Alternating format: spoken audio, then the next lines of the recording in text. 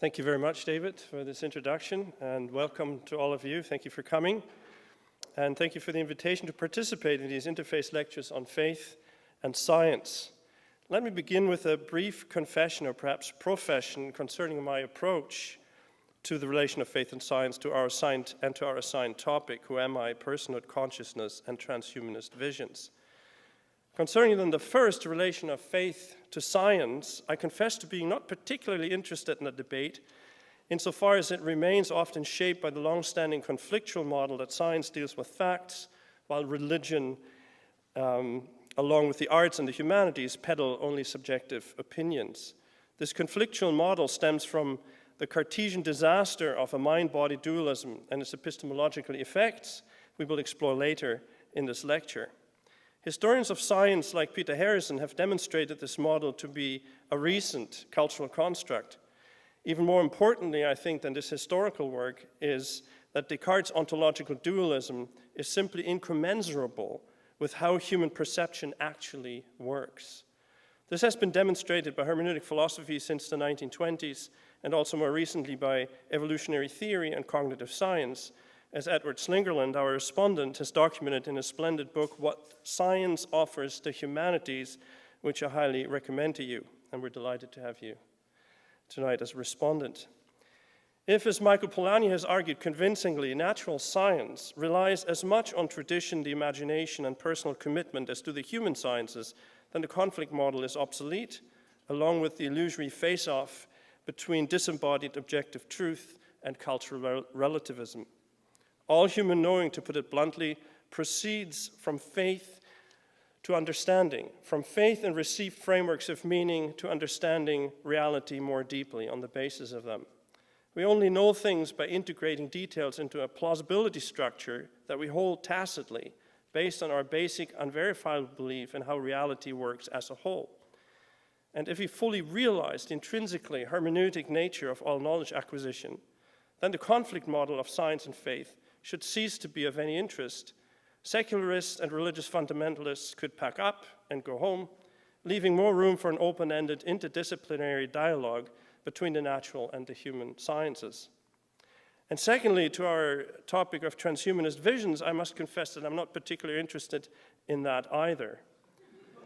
For one, transhumanism, also known as humanism plus, is itself only possible on the grounds of the very Cartesian paradigm that we should consider outmoded.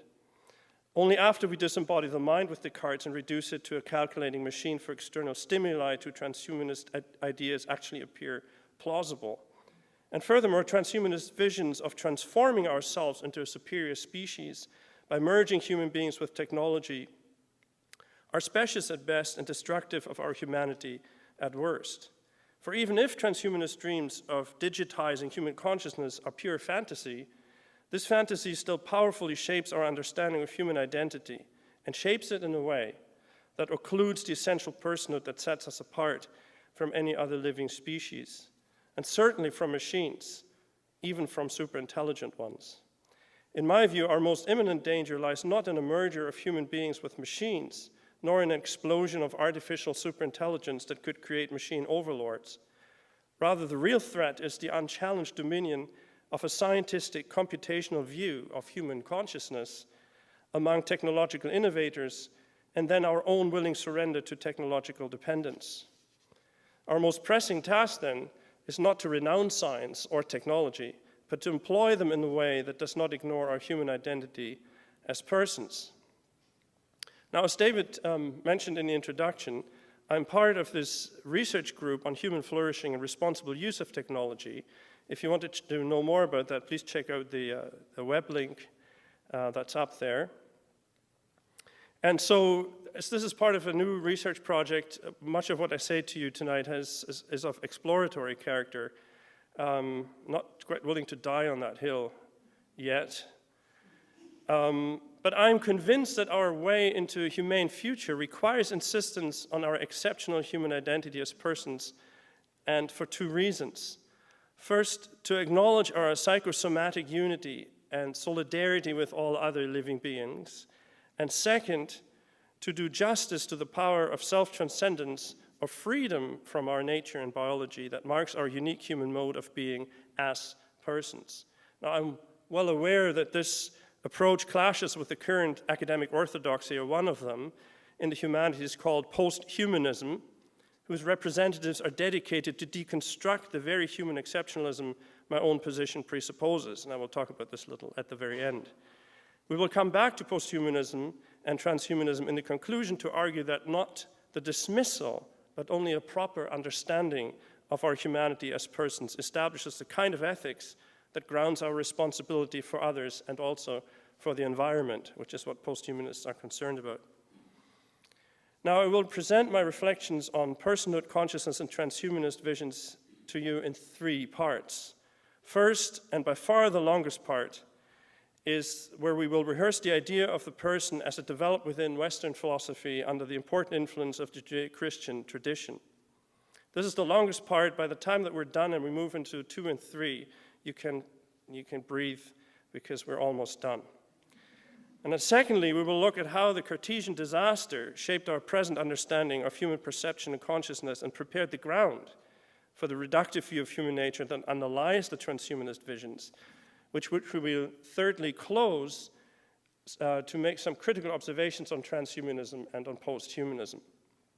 And just to anticipate my final appeal, the whole point of this lecture is to encourage you to recover, not just for the academy, but for our everyday political and social engagements, the idea of personhood. So let's launch then, if you're ready, into the longer part of the lecture.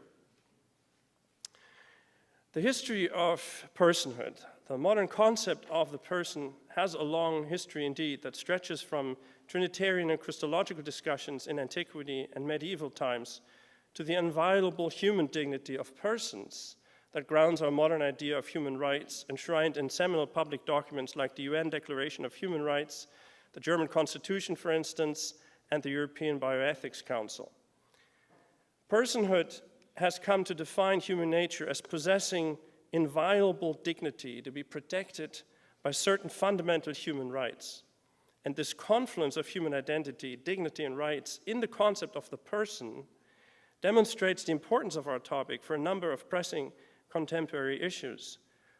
For example, constitutional debates concerning the source of human dignity and rights are grounded in the notion of the person. Bioethics, or the discussion about dying with dignity, and also environmental concerns revolve around the rights of our right to cultivate nature and the uniqueness of human beings and so on. To illustrate the importance of personhood for just one of these areas, you may recall the important role personhood plays in the euthanasia debates. Now, in the 1970s, the prominent Australian moral philosopher Peter Singer argued for a definition of the person as a rational, self-aware being. On the basis of this definition, he then distinguished between a person and a human being. Human rights, including the right to life, he proposed, should be extended only to persons, to those rational, self-aware beings.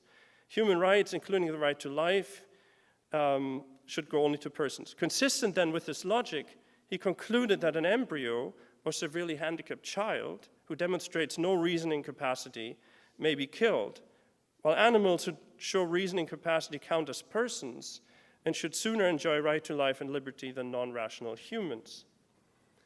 Now, Singer himself exemplified the difficulty arising from this definition and this distinction of personhood and human species by caring lovingly for his mother, Cora, whose advanced condition of Alzheimer's rendered her a non-person, according to Singer's own definition. When pushed on this issue in an interview, Singer admitted that the logical decision to end a non-rational human being's life becomes, I quote, different when it is your mother. Why is it different? Because love refuses to acknowledge the reduction of personhood to rational self-awareness, and consequently love does not recognize the distinction between the human species and personhood. Love shows us that humanity, personhood, and responsibility are inseparable, and that another person imposes on us an ethical demand precisely through a living body, even in the absence of rational lucidity. And so in tonight's lecture, I want to share with you my conviction that a person is an ensouled body, a psychosomatic unity. as I hope to show this embodied consciousness that makes us persons, establishes humanity's unique stature among the other life forms, and renders implausible transhumanist dreams of uploading human personality to computing platforms. Peter Singer's example demonstrates how important a proper definition of personhood is for our time of unprecedented scientific and technological possibilities. It is all the more astounding, then, that a sustained historically informed discussion on this important concept is mostly absent from the current futuristic hype about artificial intelligence and transhumanist futures. Now, obviously, we can't do the whole history of the concept of the person here tonight, but we will highlight two important elements of this genealogy, namely religion and exceptionalism. And then I want to focus on three defining aspects of personhood, namely self-transcendence or freedom, sociality, and embodiment. And we want to focus on them in order to expose the impoverished view of human nature that drives, again, the utopian dreams of the transhumanists. The first peculiarity, then, when you tell the story of personhood, the developmental history, is that the story of personhood cannot be told without acknowledging the cultural influence of religion, and in particular of Judaism and Christianity.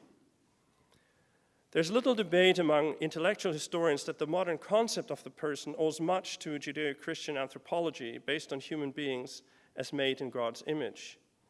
Already the Old Testament introduced into the ancient world the novel thought of a personal sovereign and radically transcendent creator God, whose call conferred personal dignity and responsibility on individuals, a dignity that transcended political, national, and tribal allegiances. To the Hebrew mind, at least, God's image is not primarily associated with rationality, but with personal and communal responsibility. It is hard for us moderns to comprehend the radically novel and personalizing power in God's calling of Abraham or Moses and their response, "Here I am."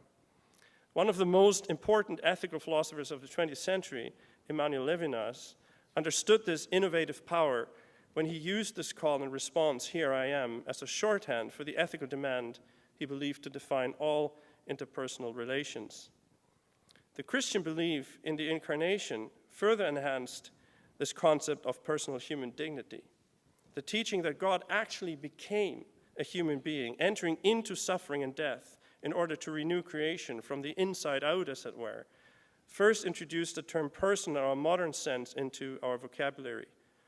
The term prosopon, persona, and dignitas had hitherto denoted only a person's social function or public role. Only through the Trinitarian and Christological discussions within Christianity, by defining God as one in three hypostases, prosopoi or personae, and later by describing Jesus' divine and human nature as united in one person, did the word person gain the interior depth and ethical weight we accord it today. It is thus to religious impulses that we owe the untouchable sacredness of the human person, or what the German sociologist Hans Joas called an inner sacred core, ein heiliger Kern, that is not obtained through any effort, is irreducible to any particular capability, and cannot be lost. Joas reminds us, however, that the achievement of personhood should not be viewed as simply a Christian legacy or predominantly a Western cultural product. In describing the historical developments that include complex social and political cross-pressures, Joas tries to show that no one religion or culture can lay claim to our increasing sense of the sacred identity of each person that grounds human dignity and human rights. Even his own account, however, indicates that our modern concept of human dignity is still deeply indebted to the initial Middle Eastern Judeo-Christian teaching that human beings are made in God's image and likeness. The second peculiar feature when we tell the story of the development of personhood is that the term is inseparable from human exceptionalism, no doubt in part on account of the religious influence we just mentioned. Already some ancient Greek philosophies and religions elevated human reason as sharing in the divine logos that pervaded the cosmos. But it wasn't until the Judeo-Christian idea of human beings as bearing the image of God and suggesting a transcendent creator God who raises humanity to God-likeness that we get this transcendence of nature and become vice-regents with God over creation.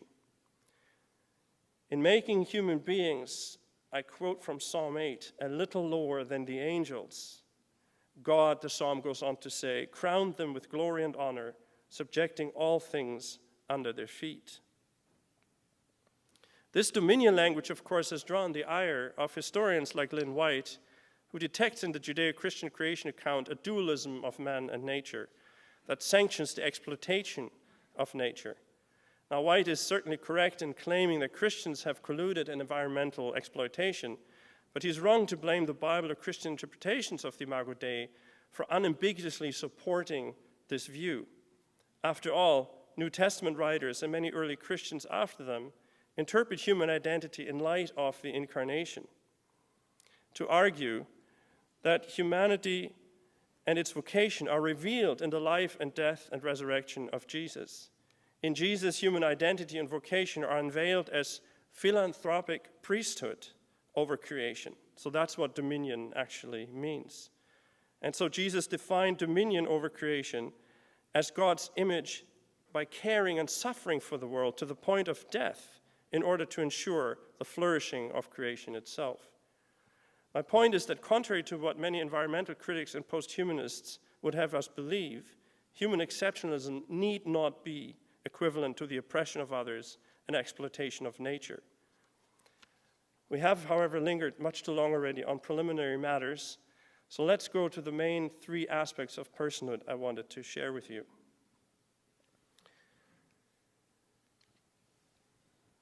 So we want to focus on the three aspects of personhood that will prove most helpful for demonstrating the impoverishment of the dominant modern views of human perception and consciousness that drive current discussions of transhumanism.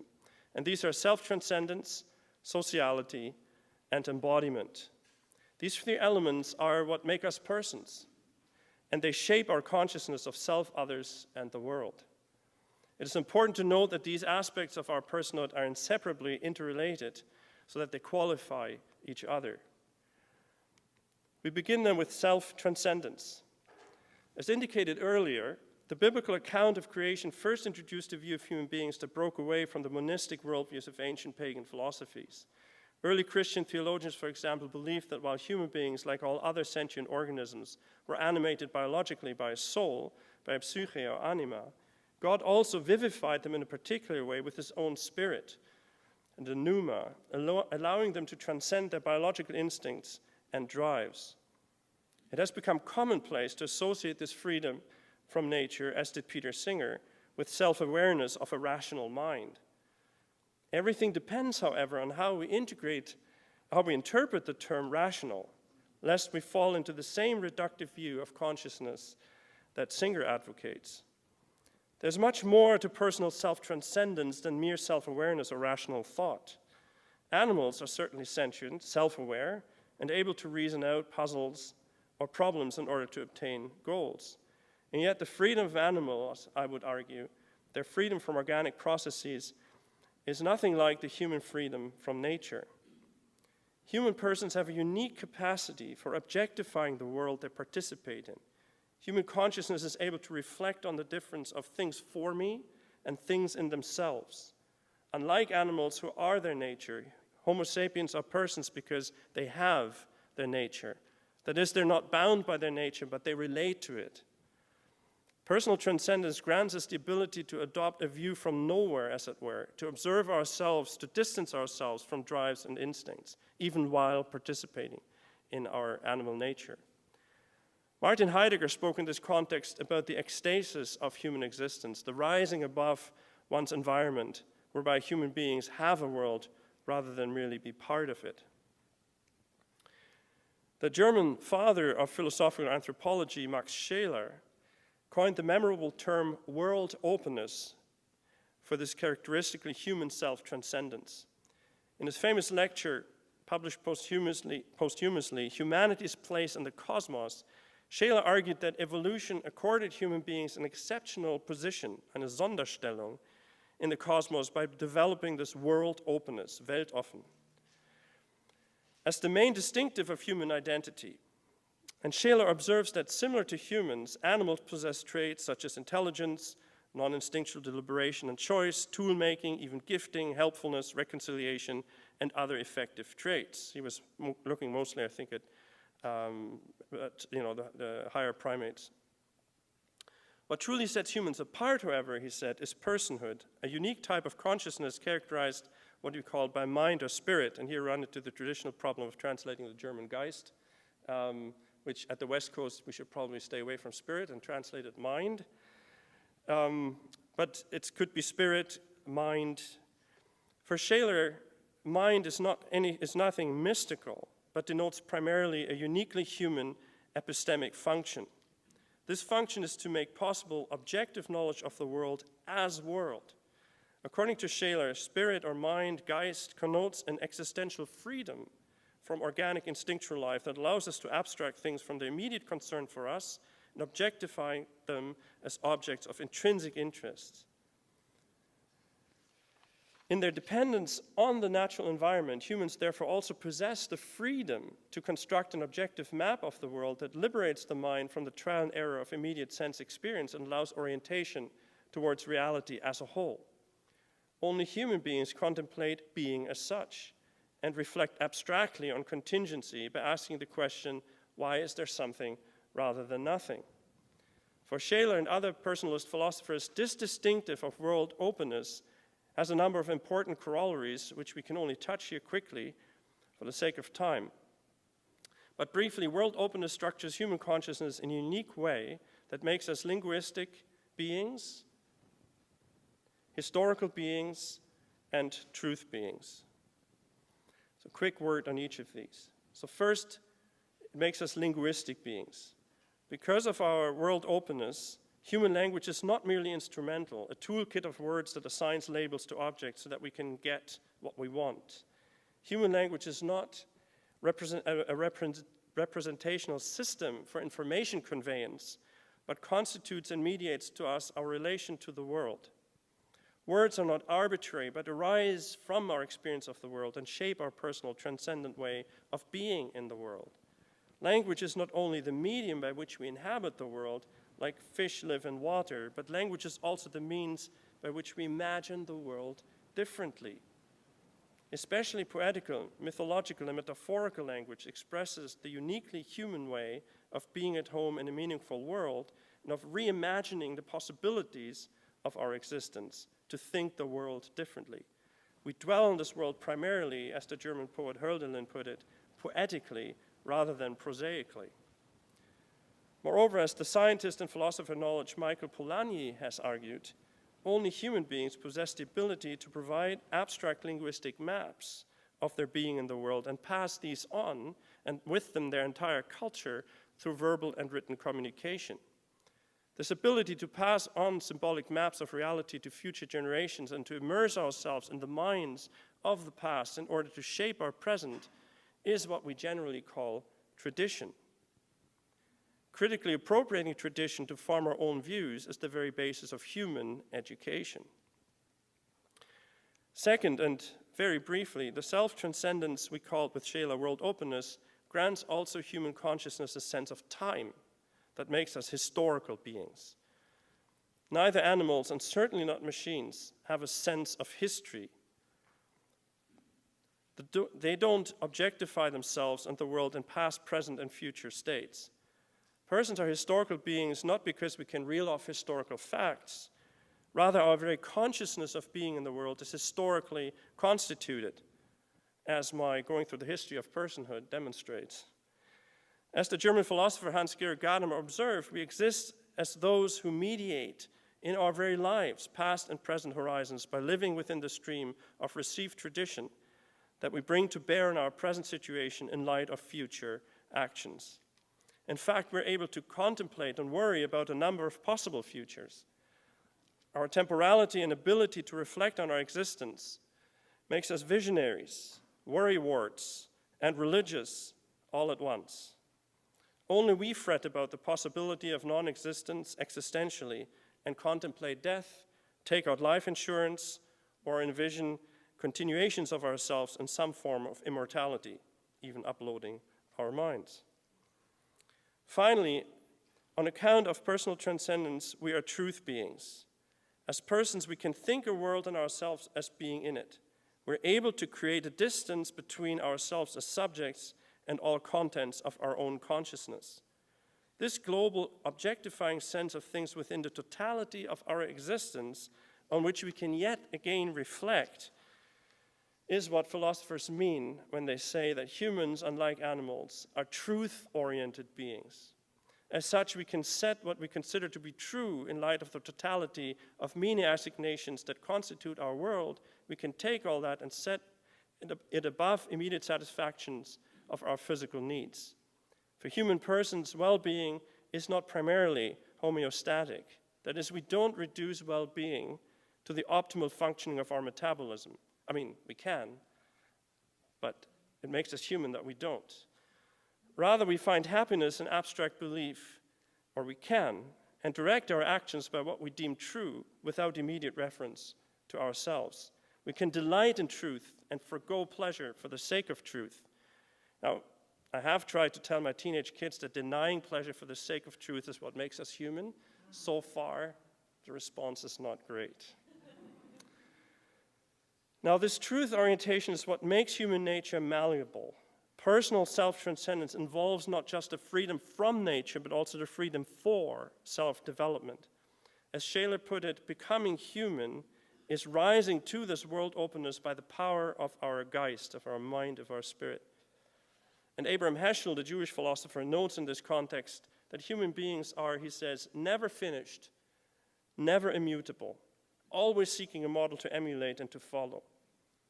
And the German thinker Johann Gottfried Herder already cautioned in the 18th century that world openness that makes us persons comes with the high risk and task of achieving our humanity. Now, this reminder that self-transcendence implies responsibility brings us to our second main aspect of personhood, and that is sociality. Human world openness and sociality are interrelated, as we said, and this reciprocal relation is constitutive of personal existence. Persons, as the philosopher Robert Spemann explains, exist only in the plural. What he means is that our self-consciousness as persons is only possible with reference to another person. My very identity as someone requires consciousness of someone else. We only know objectively who we are in being known by others.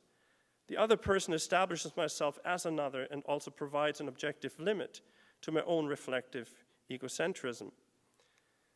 The objectivity of our self-knowledge is based on this personal reciprocal I-thou relation. As Paul Ricoeur has famously stated, the most direct way to self-knowledge is via the detour through the other. And if indeed sociality is constitutive of our being, then solipsism is really irreconcilable with personhood. The possibility of solipsism, the idea famously formulated by Descartes that the external world is the illusionary dream created by an evil genius, and the modern version is by Hilary Putnam, that we are brains in a vat. This illusion is merely the dark underbelly of our ability to reflect on our existence. Only persons who can think the limits of their own thought are able to drive the wedge of reflective doubt between the given and the possible. Only persons can imagine the world otherwise and doubt. And yet only another person's testimony really overcomes doubt concerning existence and the nature of reality. It is telling, I think, that for Descartes, it is a personal presence, an evil genius, who creates the illusion, and also a personal entity, God, who in the end guarantees the truth of ideas in our minds. For him. Persons exist only in the plural because being known grounds and structures the world openness that makes us persons. I know myself as part of another self-transcendent person's world, and I also know that she knows herself as part of mine. This interpersonal relation that constitutes our human reality plays itself out from our very births when parents interact with a child as personal other.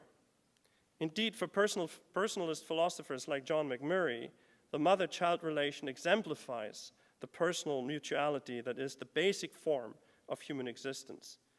For him, the most basic unit of personal existence is not the individual, but two persons in personal relation.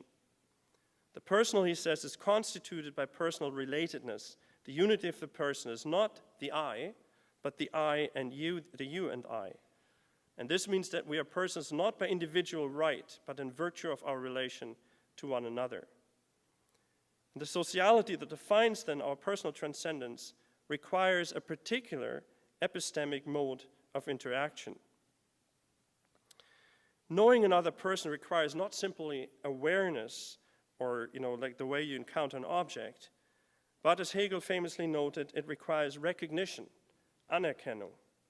Recognizing another as person means to be aware of another self-transcendent, world-open self who also acknowledges my personhood.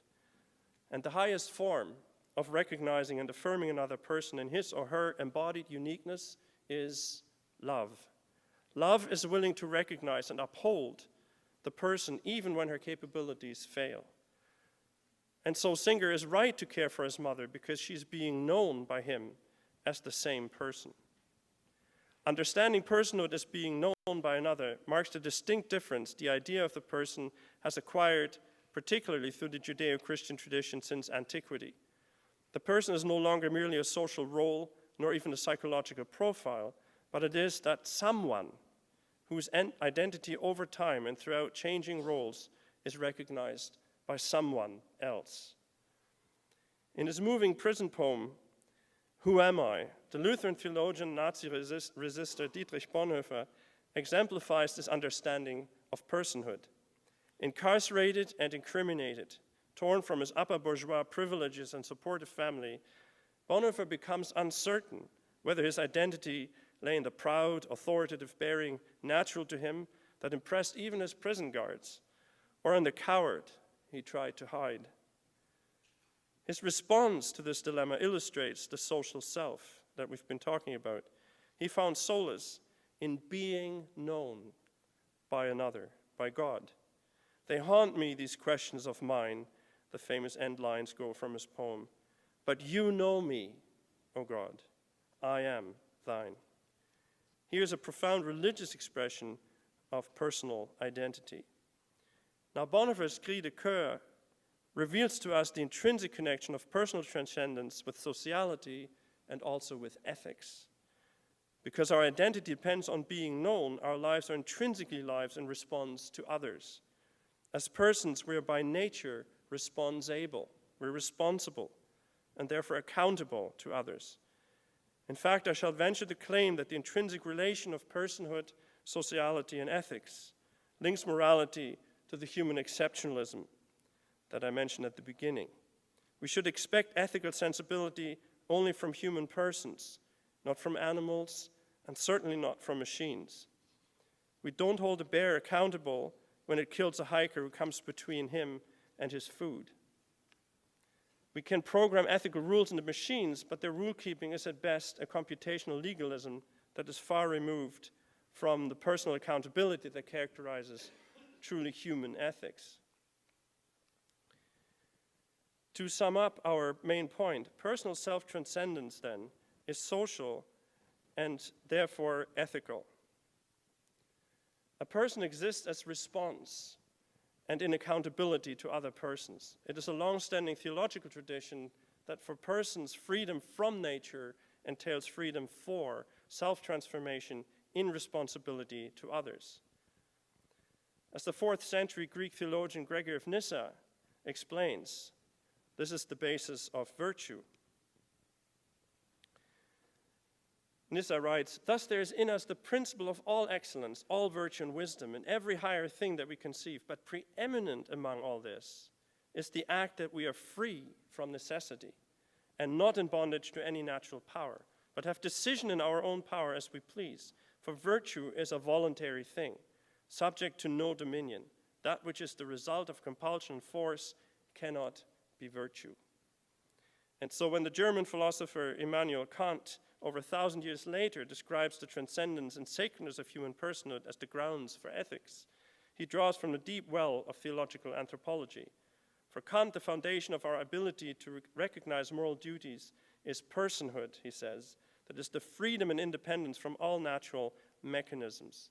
For Kant, personhood is thus the mainspring of practical reason. And I mention Kant because he's such a central figure in current discussions of personhood in constitutional debates. Kant, of course, is still a post-Cartesian thinker, for whom nature, as we've just heard, is a mere mechanism. Moreover, in his reduction of the person to an autonomous moral agent, the body and sociality, two vital aspects of the Christian imago Dei, have disappeared from the narrative. And finally, we come to personhood and the importance of the body. And I've left this crucial, often neglected aspect of personhood for last to emphasize it. Prior to our modern times, the body was deemed to be an important element in our consciousness of ourselves, the world, and of others. The neglect of the body in Western culture is often blamed on Plato and Platonic Christianity. But I tell you that in this case, at least, Nietzsche's snide comment that Christianity is but Platonism for the people is widely off the mark. Plato, along with the Stoic Logos tradition, had great appreciation for the body than is commonly assumed, and that is even more true of Christianity. Contrary to common misperception of Christianity as denigrating the body, many early Christians held that the human spirit participated in the stuff of matter and the animality of other living beings, even if the spirit was irreducible to this animal nature.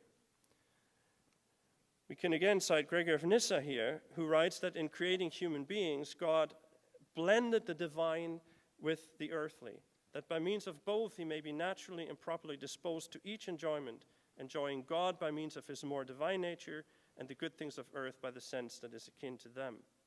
Human beings, Gregory continues, are made of body, soul, and spirit. The body forms the living vegetative organism which is endowed with a sentient organizational awareness that is the soul we share with all animals. And finally, there is the individual part, the mind or spirit, the nous, given only to human beings.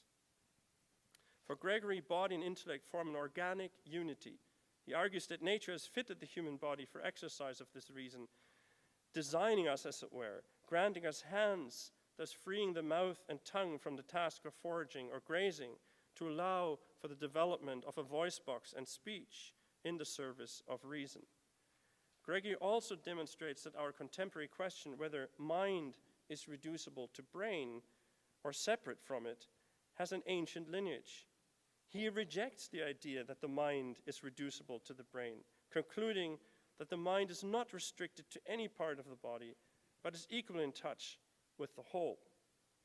Gregory advances an integral view of mind and body, where the immaterial mind mingles, as he puts it, with our material nature by the agency of the senses in some inexplicable way.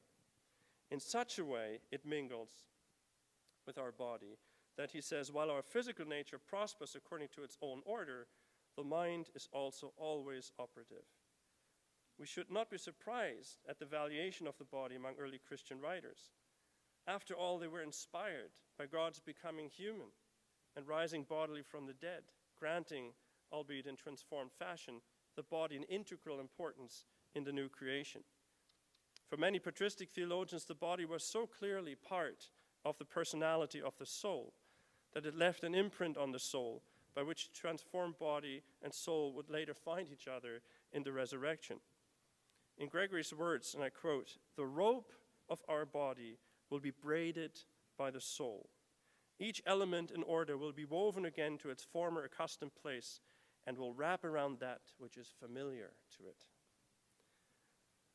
Moreover, the body is a unique expression of each person, so that merely making a new alien body from earth at the resurrection, Gregory says, would not be truly myself if it were not in all respects the same as myself. Unless the new body contains the history and the features unique to me, he concludes, it would constitute another person. Dietrich Bonhoeffer summarizes this traditional Christian anthropology of the person as ensouled body when he declares in his lectures on Genesis that an individual does not have a body and does not have a soul, but he is body and soul. The human being in the beginning really is his body. And on account of this embodied personhood, Bonhoeffer can speak of the earth as our mother and animals as our brothers. Now, clearly, neither patristic or Bonhoeffer's integral view of the mind-body relation has much in common with the materialist and naturalist reductions of the mind to the brain that is still prevalent among many neuroscientific researchers. We will recount shortly how we arrive at such crude naturalistic metaphysics, but we must first mention another modern school of thought that has taught us the importance of the body for the kind of perception proper to persons. A number of seminal thinkers in the 20th century have insisted on the importance of the body for human perception. These thinkers have shown that the particular self-transcendence or world openness we've been talking about that structures human consciousness in terms of sociality, language, and temporality requires the body as the irreplaceable substratum for perception. To pick up our earlier phrase, human beings only have a world as enspirited bodies. Take, for example, the plurality of our personhood we discussed earlier. Our consciousness as persons includes being part of another's world. We are someone because we're aware of being known by another person. This awareness, however, arises from consciousness of other persons as bodies bumping up against our embodied person. Other persons have the power to cure solipsism or false objectifications because their personhood comes to us through their bodies. Likewise, our perception of the world as it is deposited in language is shaped by and irrevocably tied to our bodily experience of the world. For example, the spatial relation of things being up or down, left or right, in front or behind, are all derived from and only make sense in light of our particular human body and its possible postures.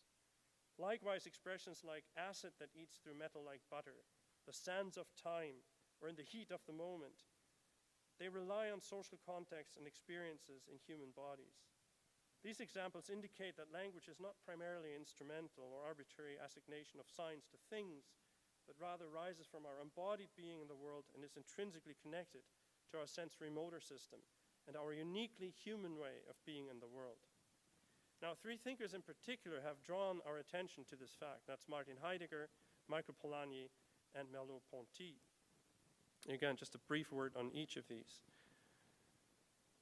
Martin Heidegger's philosophy is to have shown, the merit of Heidegger's philosophy is to have shown that our perception and engagement of the world is preeminently practical rather than theoretical. We don't encounter or evaluate things and people in the way a scientist observes a test tube at arm's length. Rather, we perceive people and objects based on pre-established meaning contexts that derive from our human experience of the world and that resist reduction to any formulaic symbolic description. For example, when you see a chair, our brains don't merely process a symbolic representation of the chair, but we perceive a chair intuitively as part of our total world of practical embodied everyday experience. For this reason, Heidegger has defined understanding as knowing one's way around, as a kind of practical know-how or skillful coping that allows us to negotiate our everyday world successfully. Our second thinker even more strongly emphasized the physical-biological aspects of human knowing. The advantage of Polanyi's work in the full inclusion of the body in perception. And I quote him here, "Our body," he says, "is the ultimate instrument of all our knowledge, whether intellectual or practical. In all our waking moments, we are relying on our awareness of contacts of our body with things outside for attending to these things." For Polanyi, this attendance from the body to the world is the basic form of tacit knowing shared by all sentient organisms. From the lowest to the highest life forms, living beings learn to negotiate their environment by integrating particulars of physical experience into a focal activity. Whether we contract our eye muscles when squinting to discern something in the distance, or whether we drive a nail into the wall, in each case we rely unreflectively on body parts, tools, or movements in order to focus on something we want to comprehend and accomplish. Tacit knowing, therefore, possesses a kind of forward movement of exploration in which an organism indwells what is known, brings to bear this knowledge focally on the environment in order to master it. In evolution, Polanyi says, this embodied tacit knowing has allowed a higher level of consciousness to emerge all the way up to the human mind with the uncanny ability to indwell not just bodies, but the ideas of other persons in order to receive and transmit intellectual heritage or human culture, as we've already pointed out. Now quickly, our third thinker of embodiment, the French phenomenologist Maurice Merleau-Ponty, provides the strongest philosophical case, I think, for signification in the flesh.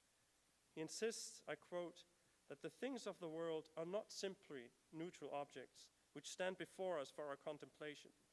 Each one of them symbolizes or recalls a particular way of behaving, provoking in us reactions which are either favorable or unfavorable. Our relationship with things, he says, is not a distant one. Each speaks to our body and to the way we live. Indeed, for Merleau-Ponty, the living body is an outward manifestation of a person's being in the world. He speaks of the body's motor intentions to describe the knowledge of distance, movement, and placement we acquire through bodily habits. Moreover, by indwelling technological aids like a walking cane or a car, these become intelligent extensions of our bodies. In essence, although he does a much better job, Merleau-Ponty makes the same point as Heidegger. To understand something is to know one's way around through embodied intention. Neither Heidegger nor Ponty would deny that we can abstract, of course, from this practical understanding to a theoretical one and adopt a disembodied view. They would only say, however, that such a view is neither our primary nor most adequate way of perception. And yet our currently popular scientific view of human perception goes against everything we have so far listed as indicative of the human existence that makes us persons. So what went wrong? And we can now come to our last very brief sections. What event could turn Western thinking away from developing this holistic account of human existence we have so far described as proper to persons? What could derail conceptions of an embodied, social, human consciousness in such a way that transhumanists can seriously imagine uploading our personality onto a computing platform? Well, what happened was the Cartesian disaster.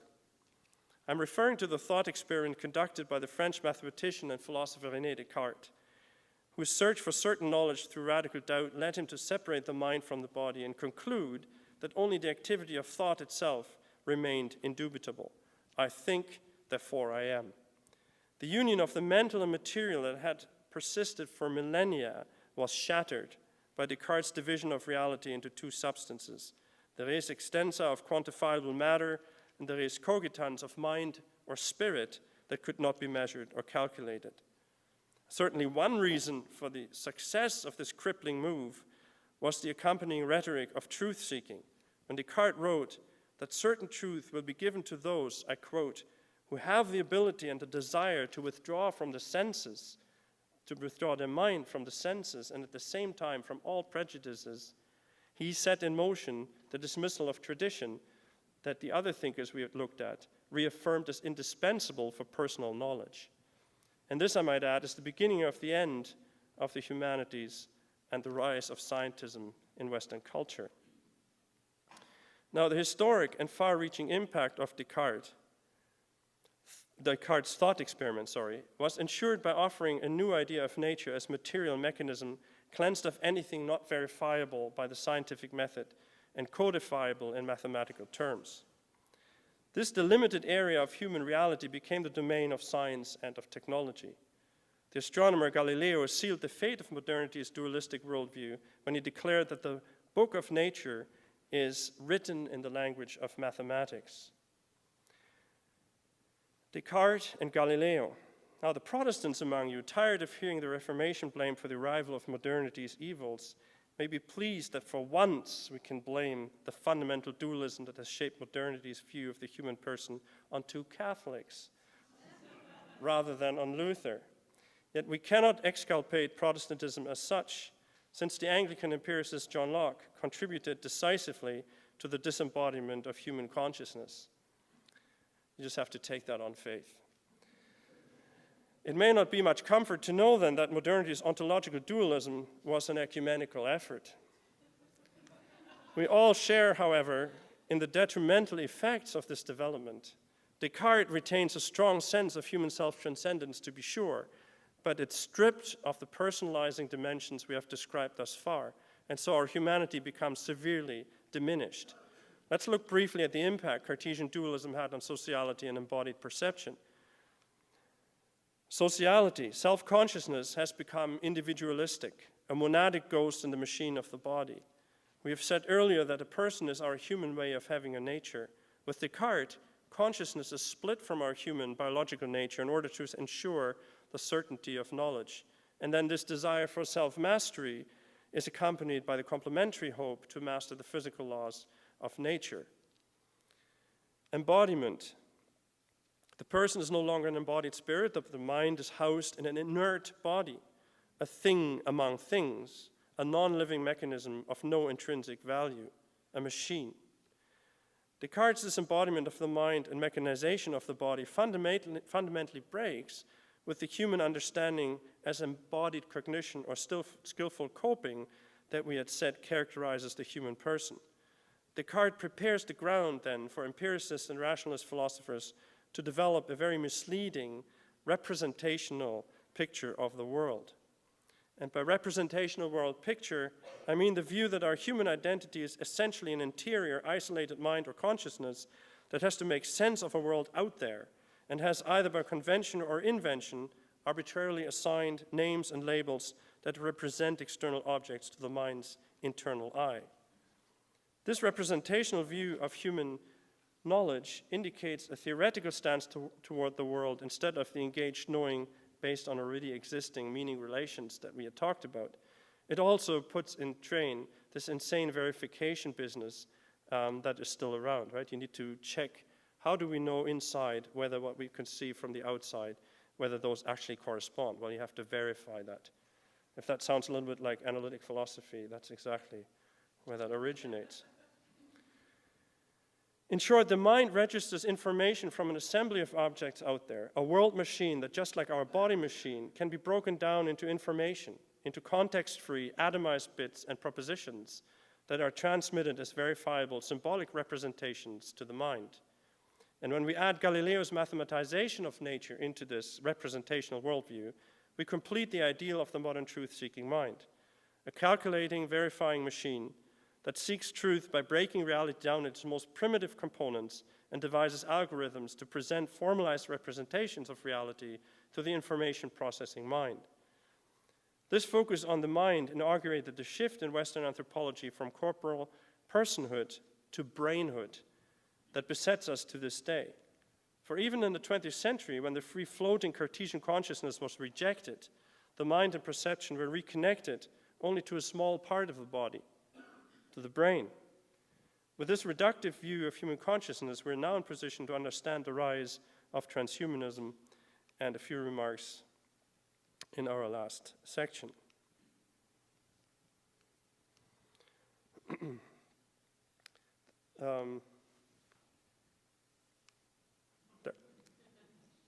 Technology. The Cartesian separation of life into matter and spirit was reversed by two main streams of thought. The first were philosophical thinkers like Heidegger, Polanyi, and Merleau-Ponty, whom we already encountered. The second was evolutionary theory. The idea of a gradual development of life from primitive to higher forms, along with greater biological knowledge, allowed for reintegrating consciousness into bodily life. And a number of philosophers who adopted evolutionary theory in order to develop a more integral view of human nature, as Max Scheler, for instance, did, and argued for a psychosomatic unity, these thinkers insisted on retaining the unique personalist transcendence we described earlier. Others, however, fell into one of two extreme alternatives invited by Descartes' dualism in trying to overcome it, and therefore never escaped the gravitational pull of the Cartesian paradigm. And the first of these extremes is physicalism or naturalism. Physicalism overcomes Cartesian dualism by reducing consciousness to material functions of the brain. The result is a mechanistic functionalism that seeks to correlate neural impulses with human experiences, and I mean, it's nothing bad in itself, but to reduce everything to that cause and effect correlation, and then often is accompanied with a Gnostic disregard for the body. This is the basic philosophical platform of transhumanism, and has for some time been the basic premise also of traditional cognitive science. Fortunately, a number of cognitive and neuroscientists have begun to recognize the intrinsic importance of the body for cognition and to abandon the simple input-output model of the brain. Again, for a great account of that, I would refer you to Slingerland's book. Neuroscientist Antonio Damasio, for example, rejects a simple information processing model of the brain and argues that body movements imprint holistic images or neural maps on the brain. Another example is the neuropsychologist Daniel Casanto, who argues for the influence of body shape and use of our limbs on our very thought content. On the whole, however, cognitive science still operates on brainhood rather than on corporal personhood and remains committed, at least by and large, I think, to a naturalistic worldview. And the second extreme post-Cartesian reaction is a materialist monism, often dubbed new materialism, and is exemplified by posthumanists. Now, posthumanism rejects Cartesian dualism with a vengeance and suggests instead a kind of materialist monism of self-organizing information. Posthumanists seek salvation from capitalism, patriarchal oppression, exploitation of animals, and environmental meltdown in the dissolution of anthropocentrism. Posthumanists like Donna Haraway or Rosie Braidotti dismiss the question of human uniqueness as arrogant exceptionalist speciesism and propose a post-anthropocentric subjectivity in which the generic figure of the human becomes decentralized and subsumed into the more general category of life. Their metaphysical foundation is, as she says herself, a monistic vitalism, an ancient philosophical framework with antecedents from Stoicism to Spinozism, in which human consciousness becomes absorbed into the larger category of self-organizing matter or life, with the purpose of blurring boundaries between human and non-human in order then to remedy the injustices engendered by rigid binary boundaries like black and white, male and female, or human and animal. Now, as Braidotti herself realizes, at least one main problem with the monistic metaphysics of posthumanism is the lack of transcendence for any critical distance from and resistance to the interconnected matrix of the one. Posthumanists have to wrestle with the fact that deconstructing human exceptionalism also abolishes the personalist anthropology that grounds ethics as responsibility. Transhumanists, by contrast, seek to merge human beings and machines in order to transcend the limitations of the body. The inventor and Google engineer, Ray Kurzweil, is easily the most optimistic representative of this transhumanism. For Kurzweil, genetic and physical enhancements are merely a stepping stone toward an ultimate merger of human beings with computing platforms.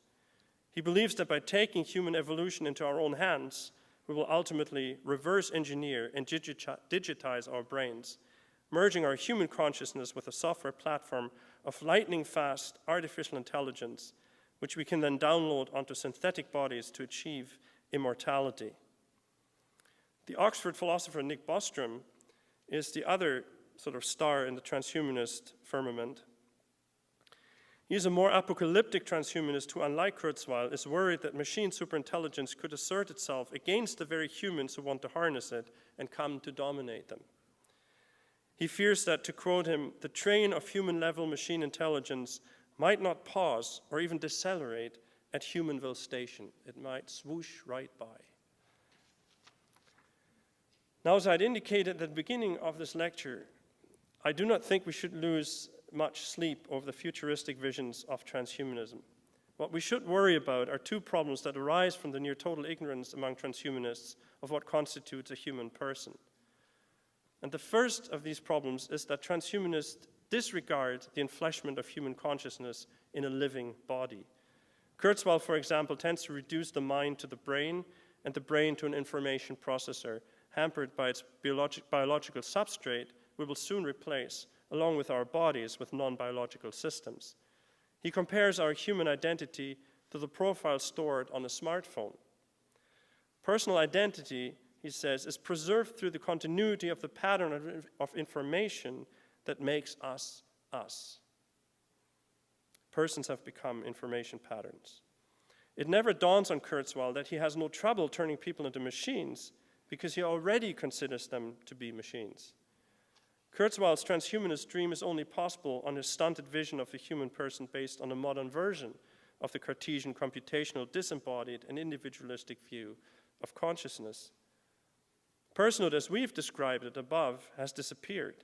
The personal human identity, based on recognition by and responsibility to others, is reduced to information patterns, communication to information exchange. Whatever the world Kurzweil envisions, it certainly is not a human world. And the second related problem is what the technocritic Steve Talbot has called our self-forgetfulness. Our long-range problem is not that we will actually develop machines with human-like intelligence. Here I agree completely with philosophers like Hubert Dreyfus and Robert Spemann that it is really beside the point to worry about artificial intelligence and machines taking over all intellectual human tasks. For whatever computers do, they're not human persons and therefore do not perform human actions. Computers do not think because machines lack the world openness, the ability to think being as being, and to experience thought in a biological body, all that characterizes human persons. Without a human living body, artificial intelligence lacks the knowing one's way around, the skillful coping kind of understanding that makes a child more skillful than a computer. Computers don't think and they don't understand. And the more we use the language like that human language of personhood and link it to computers, the worse for us, I think. Now, it is true that artificial intelligence proves successful in isolated micro-worlds, like playing chess or winning Jeopardy. But as Dreyfus says, they're not good at finding you a life partner, building a family, or serve you as a spiritual guide. No, the real danger is that we actually begin to believe that they can. The real danger is that we reduce ourselves to computational thinking, to machine thinking. The prevalent, largely unquestioned use of technology in education, communication, law, and business management discourages critical thought, discourages embodied social engagement, discourages the struggle for wisdom, discourages contact with nature, and leads to the atrophy of physical and mental self-discipline. In short, we risk losing all the habits that cultivate personhood. We risk losing senses we have hardly even developed, including, I might add, spiritual senses. Technology should assist us in becoming better persons rather than diminish our humanity. And here I end with the apt caution by Hubert Dreyfus. Man's nature is indeed so malleable that it may be on the point of changing again. If the computer paradigm becomes so strong that people begin to think of themselves as digital devices on the model of work in artificial intelligence, then since for the reasons we have been rehearsing, machines cannot be like human beings may become progressively like machines. Our risk is not the advent of superintelligent computers, but of sub-intelligent human beings. Thank you very much.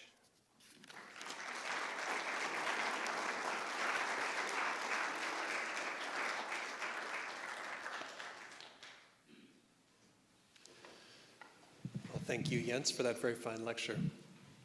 I'm now very pleased to introduce tonight's respondent. Edward Slingerland is Distinguished University Scholar and Professor of Asian Studies at the University of British Columbia, where he has previously held the Canada Research Chair in Chinese Thought and Embodied Cognition, and is currently a co-director of the Multidisciplinary Center for Human Evolution, Cognition, and Culture. Dr. Slingerland is the author of several academic books and articles, including What Science Offers the Humanities, Integrating Body and Culture, mentioned tonight, as well as Mind and Body in Early China, Getting Beyond Orientalism and the Myth of Holism, which is set to release later this month, so look out for that. The title of his response tonight is Personhood in an Ecumenical World. Please join me in welcoming Dr. Slingerland.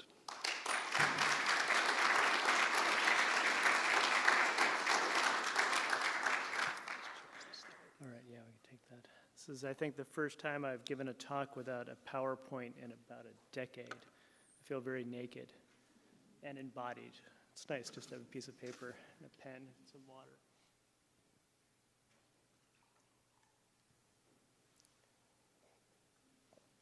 So thank you, David, for the invitation, and thank you, Jens, for a really wonderful and thought-provoking talk. I think we agree on many things. We've actually come to a very similar place from different routes, overlapping in philosophical hermeneutics, but then actually very different routes to similar conclusions, which is this the danger presented by the Cartesian disaster. So this idea that what we are as selves are isolated beings, that knowledge is about representation, building a representational model of reality, that disembodied, algorithmic, abstract thought is the only route to knowledge.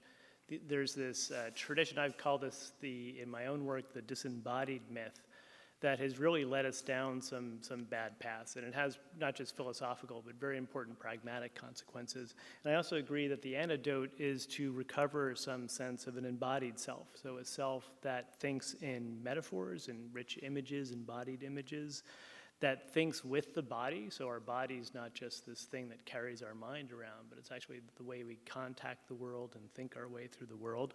And also that we are inextricably part of not just other people, we're not just inextricably social, we're part of the world. There's no issue, representational models have this big problem with how you actually represent the world. How can a disembodied knower ever know reality? With embodied models, it's not a problem because we're always already in the world. What we are is the world.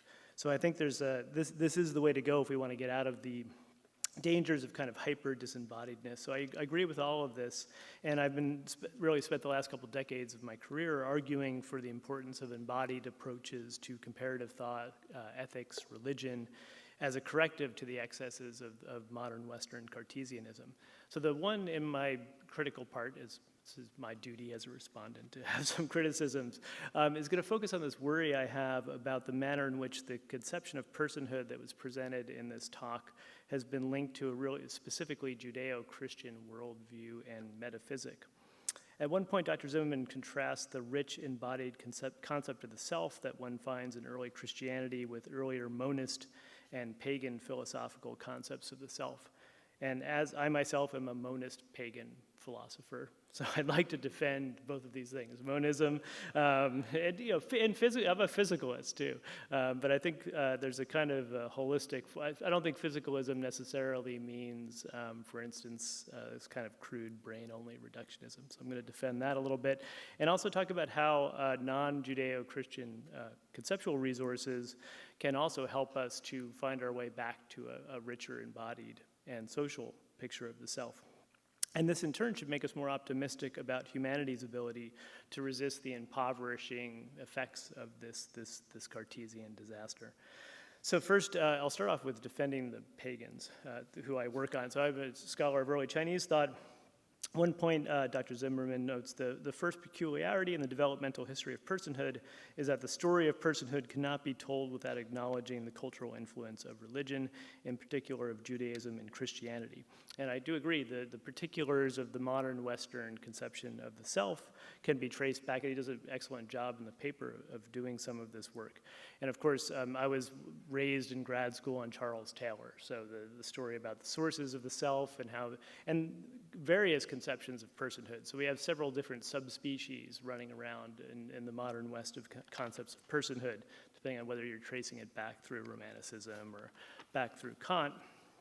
But what I want to focus on here is the fact that all of these particular modern Western concepts of personhood are really just subspecies of a transcultural, I think transhistoric folk notion of personhood. We have a basic sense of ourselves as persons that we have by virtue of being Homo sapiens. And this gets elaborated on and pushed in certain directions by culture. So religions and philosophies definitely latch on to certain features and then emphasize them to the expense of other features. But I think there's a core set of basic features of the way we think about ourselves as persons as opposed to objects, as opposed to animals, that provides us with many of the resources that Dr. Zimmermann is trying to get out of the Judeo-Christian tradition. So for instance, in early Chinese thought, which is my area of specialties, Warring States Chinese thought, so roughly 6th to 3rd century BC, you see all of the basic concepts here that were laid out. Mind as a distinct substance and as a particular type of causation that's different from just billiard balls bouncing into each other. The idea of free will, so the idea that we can, as human beings, what's special about us is we're not caused, we can actually just stop and choose things. Unlike, for instance, in Mencius talks about different organs, the mind versus, say, the eyes or the ears, and what's distinct about the mind is that it's not drawn in a mechanistic way to its objects of perception. It can actually stop and make a decision about what it wants to do. And this then is the link between human beings and their relationship to morality. So for Mencius and other Confucians, what allows morality to happen is free will. Morality is about moral decisions are moral partly because they're freely chosen and not caused or compelled. And you could actually, one of the Gregory of Nyssa quotations you have in your paper really could be a translation of a passage from the Mencius, where he's talking about what's special about the Xin, the heart-mind, which is the seat of cognition for the early Chinese. And this possession of a free will, that possession of the mind, is what gives people dignity, what makes them persons, and what makes them more important than physical things. And it's also what allows people to choose morality over life. So there are many passages in early Chinese texts about choosing honor or choosing morality over your own physical well-being, your own life, because this is what you are at some level, is this free will, not your just crude physical body. And this also goes together with an idea of a kind of non-material essential part of the self. So at one point, Dr. Zimmermann talked about this inner sacred core, Heilige Kern. And you see this idea in early Chinese stories. So there's a famous story from the Zhuangzi, this Taoist text, where some piglets are nursing on their mother, and the mother dies suddenly from some reason, we don't know why, and the piglets, as soon as she dies, jump up and run off in fear.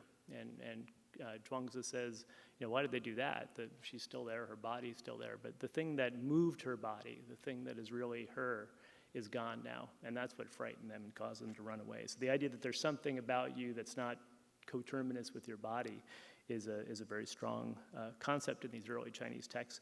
And this in turn leads to human exceptionalism. So the idea that there's something different about humans and distinguishes them from things, physical things in the world, and also animals. So at one point in the talk, Dr. Zimmermann says, only, and this is my emphasis, the Judeo-Christian idea of human beings as bearing the image of the transcendent creator God raises humanities to godlikeness, by which they transcend nature and become vice-regents with God over creation.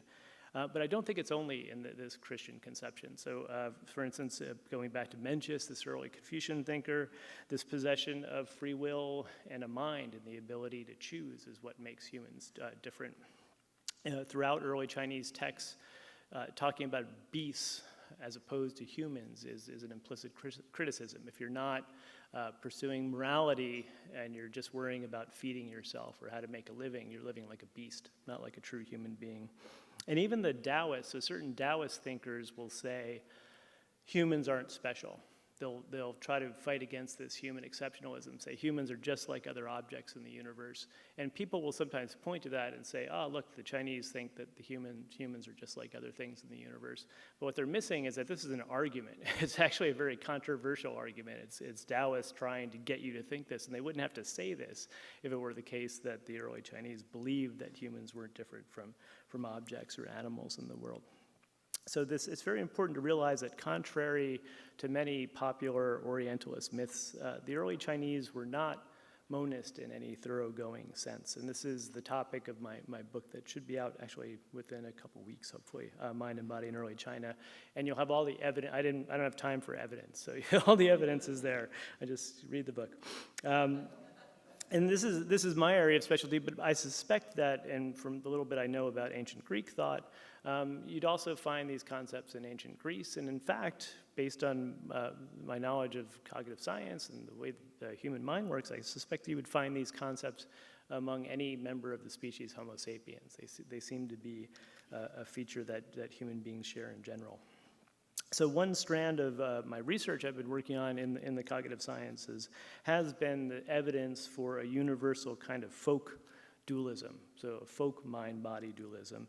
And I call this sometimes weak dualism rather than Cartesian dualism, because it's a concept that mind and body are somehow different, but they're linked in some complicated, unspecified way that we don't really understand. This folk dualism comes online very early. You see it in babies, pre-linguistic babies. You see it in people from cultures all over the world. It seems to be a basic feature of human cognition. And this, I think this sloppy, sometimes call it sloppy dualism, gives you the sort of resources that you find in the early Christian thinkers that Dr. Zimmermann discusses, where you talk at one point about psychosomatic unity.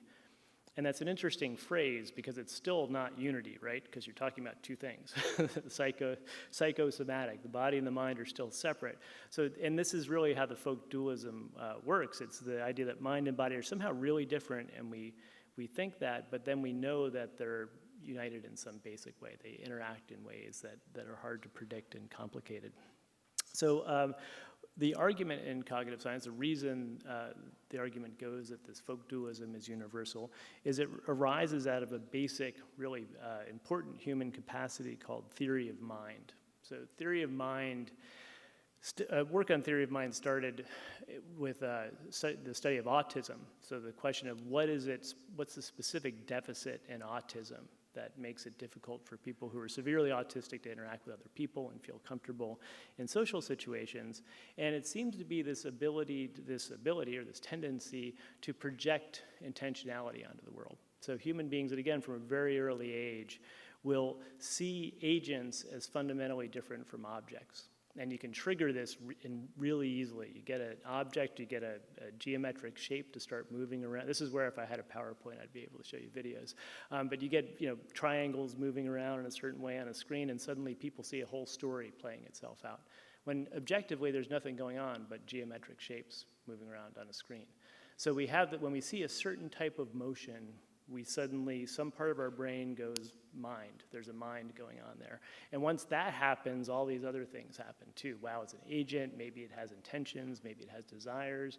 So this is what theory of mind is. It's projecting onto the world the existence of an invisible agent, invisible intentionality behind the world. And again, you see this come online very early in child development, and you see this all over the world. So this folk dualism is related in some ways to Cartesian, the more familiar Cartesian dualism, but in the way that Cartesianism relates to folk dualism, the way that cocaine relates to cocoa leaves. It's a refinement, it's taking this intuition and kind of pushing it as far as you can to its logical extreme until it becomes really both dangerous and unnatural. So Cartesianism as a philosophical position is really counterintuitive, because the idea that mind and body are completely different ontological substances is actually a very weird idea, and it causes a lot of problems for Descartes. He's got to figure out how they work together. Is it a clockwork that God sets up at the beginning of time? What is clear is that people are not Cartesians. So no human being is a Cartesian. All human beings have an intuition that when I get hungry, I get cranky, and my wife knows that. And she doesn't think, oh, he's cranky, that's a mental thing, so I should talk to him about why he's cranky and why he shouldn't be cranky. And she doesn't do that. She gets a piece of cheese and puts it on a cracker and she shoves it in my mouth, and 5 minutes later I'm fine. So we all have this intuition that we know that body and mind interact in ways that we can't entirely predict. We don't understand exactly how it works, but we know it's going on in what cognitive scientists call hot cognition or implicit cognition, the way we actually work in the world. We're not Cartesians. And my guess is that Descartes himself was not a Cartesian. A project I want to do at some point is get some of his informal writings and show that he's actually implicitly not a Cartesian. So we have this theory of mind. This and related features of human psychology evolved for very good reasons. We're only now really getting a grip on their adaptive function at both the individual and group level. And crucially, and this leads to my next point, I don't think there's anything non-physical about any of this. So it's in a weird way, understanding theory of mind gives us a very good physicalist explanation for why we don't like physicalism. So why we tend not to be physicalists or monists in our intuitive way of thinking about the world, even though we can come to this as an intellectual position. Although no psychologically healthy human being is a thoroughgoing monist, Yeah, I'm a thoroughgoing monist theoretically, but I'm not in my everyday life. That would be kind of weird. Be a little worried about myself if I were. I would argue that monism is our current best explanation for the world around us. The wonderful feature of the human mind is this ability to entertain counterintuitive abstract concepts that go against our intuitive hot cognition. So I agree with Dr. Zimmermann that the idea of uploading your mind onto a computer and that this would somehow be you is absurdly reductionistic. We're embodied beings, and you cannot have a person without a body. But there's no need to posit anything non-physical here. The most empirically plausible story that I think we have about ourselves is that we're really, really complex physical systems. So in principle, there's no reason that a sufficiently complex robot, so we saw an android up there on the screen at a certain point, in which the precise structure of my brain and the weights of all the neurological connections were reproduced, couldn't be me. And in fact, arguably, that is what I am. That is me. And this is partly because as a philosopher, I've done some work in the philosophy of consciousness, and I agree with people like Dan Dennett and Owen Flanagan that the zombie problem in consciousness is actually a pseudo-problem. So this is a problem, people like David Chalmers have brought this up. Imagine a zombie version of me that looks just like me, talks like me, it's giving the exact same talk that I'm giving. You know the zombie for years and you can't tell the zombie apart from me, and yet it's not conscious. It's a zombie, it doesn't have qualia, it doesn't experience qualia, it doesn't have consciousness. Why is this a pseudo problem? I think actually one of the quotations from Gregory of Nyssa actually explains this very well when he's talking about this new alien body at the resurrection would not be truly myself if it were not in all respects the same as myself. And as you gloss this, unless the new body contains the history and features unique to me, it would constitute another person. But what if it were in all respects the same? If it were an exact physical replica of myself? If that were the case, it would have to be conscious too. So the fallacy in the zombie scenario, zombie problem, is to see consciousness as this non-functional, immaterial kind of magic secret sauce that could be subtracted from an embodied being without anyone noticing. So the idea that there could somehow be a being that looks and talks like me but without consciousness is a myth. That consciousness is an emergent ultimately physical feature that emerges out of the complex functioning of this embodied system that we are. Another point Dr. Zimmermann notes, we don't encounter or evaluate things in people in the way a scientist observes a test tube at arm's length. Rather, we perceive people and objects based on pre-established meaning contexts that derive from our human experience of the world and that resists reduction to any formulaic symbolic description. And I totally agree with that, but I also think that an embodied artificial system could do this too.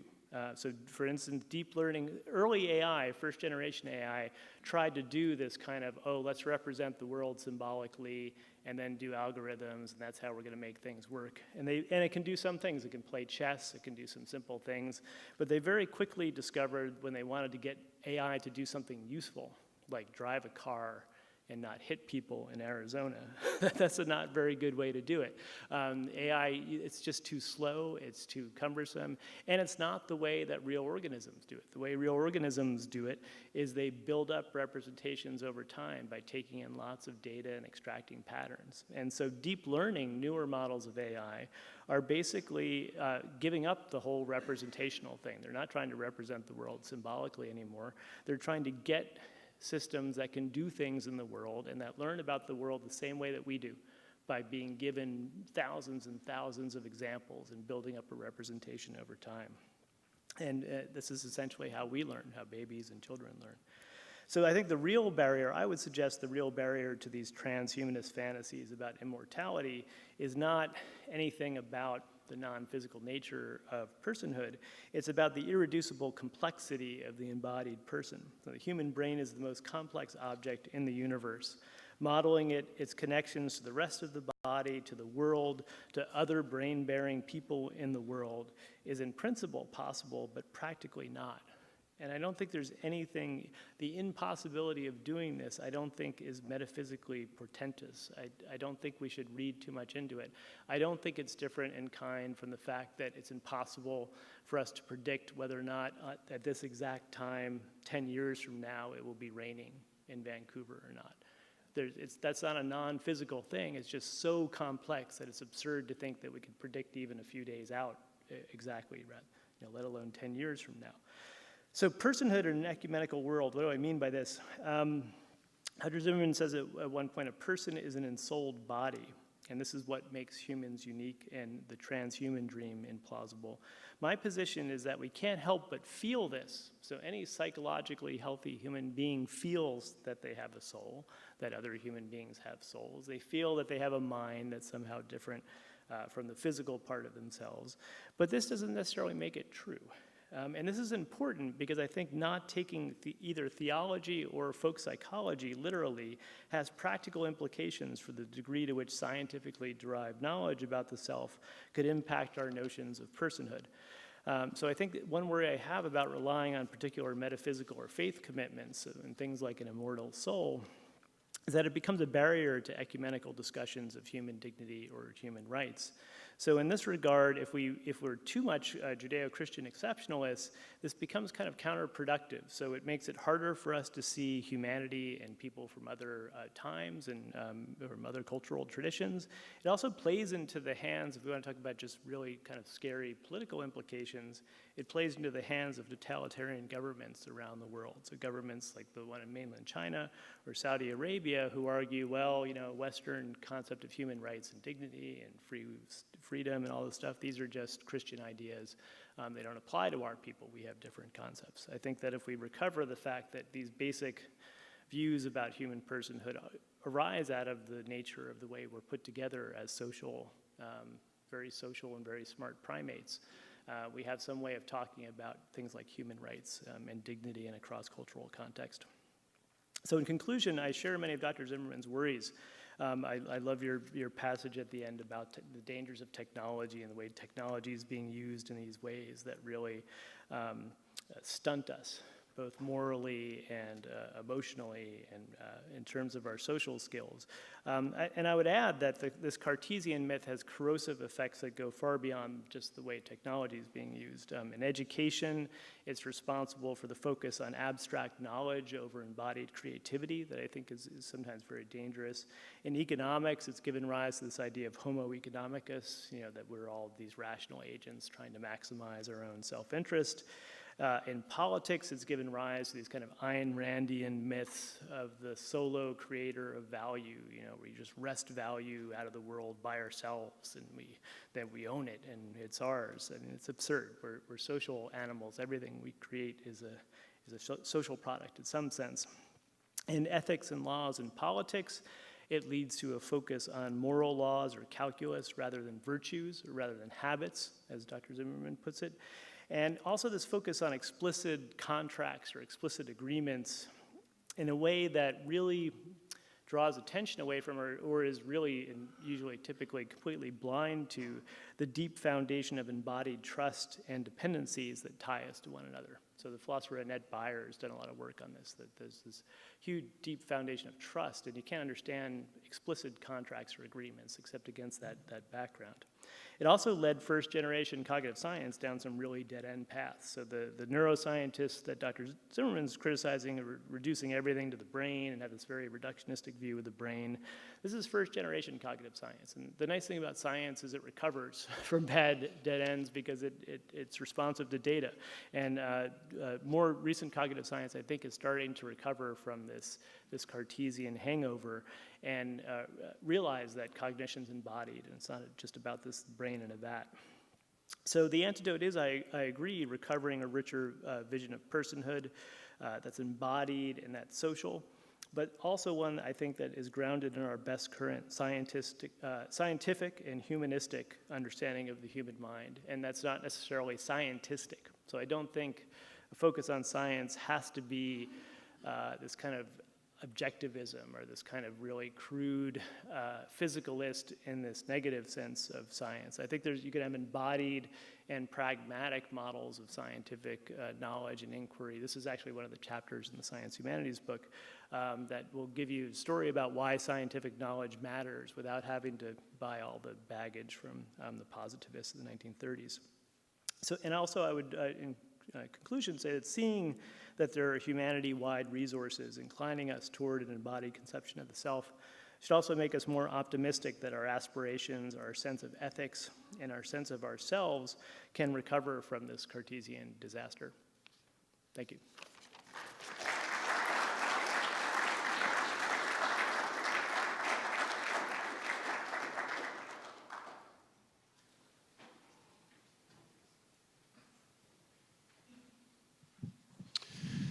In a moment, Jens is going to offer a response to that, but let me outline the question period that's coming up here.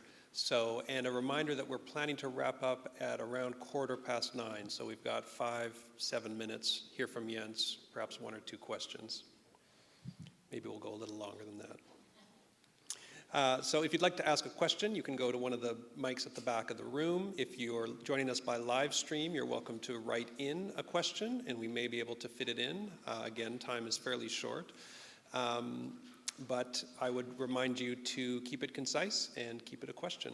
So Jens, let me invite you up.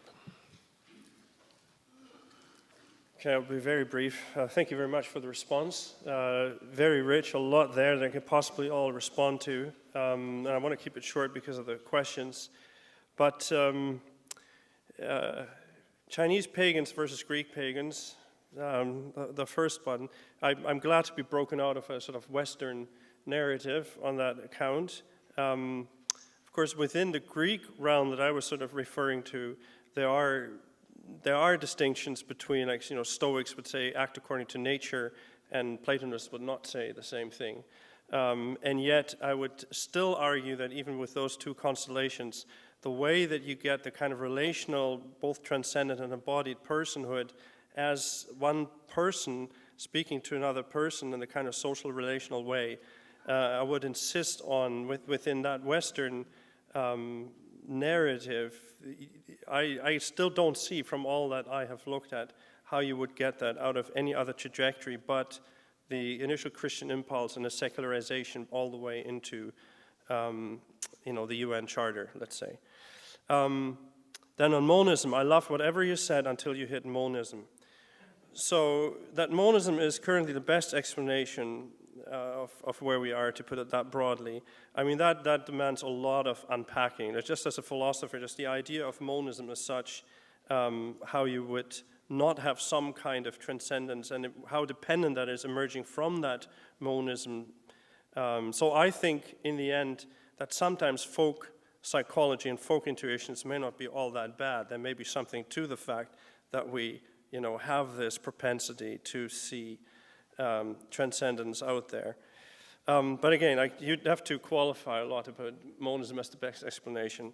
There are all kind of philosophical warning bells that go off. And then the neural network, I picked up on that you said, they learn just like us. I'm not sure, so you're way ahead on that score. I don't know a lot about this, but I've been reading a little on it, and from what I know, the neural network still doesn't have a body. So the question is, are we going to flange this onto a machine body? Will the machine synthetic body have the same kind of embodied feedback loop that, enables this deep learning? So, and because it's on that embodied feedback loop that we actually generalize in a human way in these kind of situations, right, in deep learning. And so that's really the big question that they're still wrestling with. I don't see it absent the body, how a neural network, however learning it may be, actually begins to have that kind of comportment and understanding that we have as embodied human beings.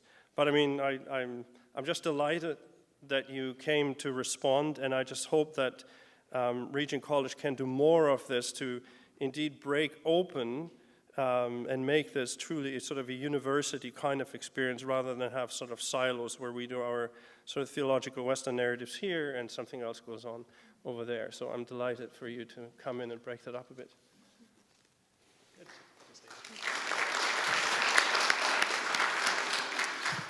Let's take our first question here, Rachel. Hi, Jens. Thank you for your lecture this evening. Right here. My first question is in two parts. So you talked about how with the Cartesian model that we are detached as a mind from, our true self is our mind and it is detached from our bodies, and our bodies are thus less significant in understanding what our true self is. How do you think that relates to the more recent explosion of transgenderism and gender dysphoria in society, and how that is related with that connection of separating mind and body? In addition, how does an incarnational embodiment and relationality of Christianity speak into that particular area of brokenness, confusion, anxiety, and that sort of thing, and that is being very a felt need in Western society right now? Yeah, I knew this question was going to come. I stayed away from gender, as you could probably tell, because this requires a much longer and deeper response than I could possibly give in a second. It's a very important question, and I think you need to do this both, both in terms of the science of it and so on, and what we know about that, but also, you would need to do this also theologically, and there are various traditions on that. I would probably veer into the Eastern Orthodox tradition to some extent to talk about the male and the female spirits that both reside in us in some way and so on. Like, there are theological ways to talk about this and to explain perhaps some of this, but there's no way that I either can or going to respond like in 30 seconds to a profound question like that. Good, let's take a question at this microphone. Well, we'll see if you answer the same way. No. So my question is one that I've been struggling with quite a lot. So for the Christian tradition, I certainly have come to believe that we are our bodies, and that has a profound implication on the resurrection of the body, incarnation of that. So I don't understand the whole idea that's been in the Christian tradition of the disembodied soul. Even still to this day, I go to Christian funerals and I hear that they're in a better place. And if we're a disembodied soul and we have no body, how are we even a person? How does a disembodied entity even have, for ourselves, even have any senses? Yeah, it wouldn't. So there's sort of two questions there, but there's something that Edward also mentioned about the soul, the immortal soul. Christianity doesn't actually believe in an immortal soul. Right? There is no entity that just kind of free floats there like this immortal soul canister. We're actually divinized animals, if you want. We're human bodies who are given by God's grace, who are intended to become immortal, which is God's gift. There is no immortal soul as such. There's only by God's grace that we continually become, in the end, immortal by His power and by His strength. Now, how you explain that if a body is dead, and apparently the sort of organizing, intelligent, volitional consciousness has left it, you've got to have some kind of explanation for that, right? And so these explanations have been... Couldn't it just be dead until the resurrection? The body. But couldn't the mind be dead until the resurrection too? Yeah, but it just seemed implausible for people just looking at it, that this animating center would just be gone, which also have died. There's got to be somewhere. And of course, then there are all these kind of scriptural passages, right, that you need to wrestle with in terms of that. Yeah. Good, let's go over here. I think, interestingly, the metaphor that Scripture tends to use is sleeping, which transitions nicely into my question. I really appreciate this emphasis that we have come culturally to really accept a language around our humanity, particularly our brains, that is very technological. We refer to our memories as our hard drives and needing to shut down and power on and all these things. And this has very much become part of our vernacular. And if we are beings whose language shapes our thought and shapes the way we understand the world and who we are, then the metaphors that we use matter, as you've claimed. If in that case, we should be pushing away or pushing back against these sort of technologized metaphors of what humanity is. What are the metaphors we should be seeking? Because If we are beings who understand the world linguistically and through this kind of relationality, then we will rely on metaphors. We can't simply say humans are exceptional, we can't use metaphors. Or at least I think that would be overly reductionistic and refuses this idea that we dwell poetically. Mm-hmm. But what are the metaphors we should be reaching for, and where do we find them? Oh, that's a good question. Well, I mean, part of it is that metaphors, as we're embodied beings that move in the world, metaphors, they come to us, right? They come to us from this embodied being in the world. I mean, when I say, how are things? Things are looking up, or these kind of things. These are all, as I said, metaphors that derive from our being in the world like that. But then there's also, I think, in short, we should cultivate metaphors that enrich our being as persons in relation. I can't think of an example right now, but those kind of metaphors that, like a good poet, that we cultivate these, and if we don't do that, then we simply flatten our perception of the world, I would say. I think with that, we're going to wrap up our formal time, but I would invite you to speak with Dr. Zimmermann afterwards, as well as Dr. Slingerland, if you had further questions you wanted to pursue. But I'm going to hand it over to Brianna in a moment to do our final announcement, but first let me invite you to join me in thanking both Dr. Zimmermann and Dr. Slingerland for tonight.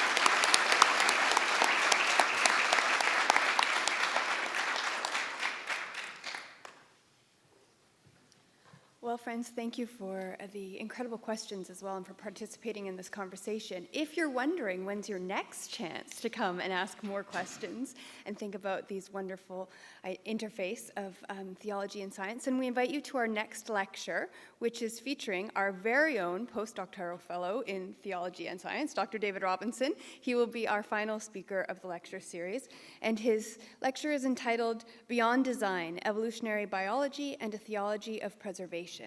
And that will be happening November 28th at 7:30 in this very room. So if you're interested in more learning and you think, I just don't want a night, I want a whole week, well, turn to the back of your program, because we do have an excellent course that's being offered this spring called Rethinking the Relations Between Science and Religion by Peter Harrison, who's joining us from Australia. So please do consider that too, if this has really stirred something in you. And finally, if you want even more, good news, winter registration is open tomorrow. So if you'd like to become a full-time student at Regent or to take some more courses, I encourage you to visit our website. There's also an opportunity for you to subscribe on that website to become aware of all of the events we offer here on a regular basis through our newsletter. So thank you again for joining us. It's a pleasure to have you here in our community. And I think that Dr. Zimmermann has graciously agreed to sign some books. Have you? Well, it's negotiable. There is, however, a table in the bookstore should he be so gracious to sign your books. So thank you again for coming, and have a blessed evening.